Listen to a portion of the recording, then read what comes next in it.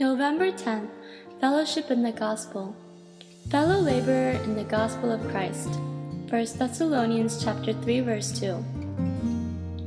After sanctification, it is difficult to state what your aim in life is, because God has taken you up into His purpose by the Holy Ghost.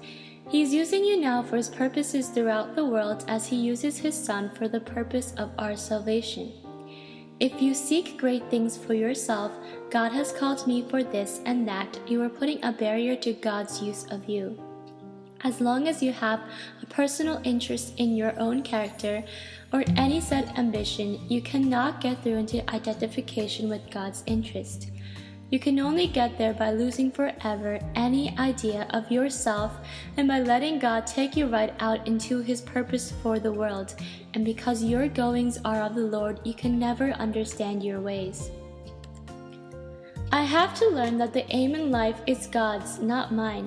God is using me from His great personal standpoint, and all He asks of me is that I trust Him and never say, "Lord, this gives me such heartache." To talk in that way makes me a clog. When I stop telling God what I want, He can catch me up for what He wants without let or hindrance. He can crumple me up or exalt me. He can do anything He chooses. He simply asks me to have implicit faith in Himself and in His goodness. Self-pity is of the devil. If I go off on that line, I cannot be used by God for His purpose in the world.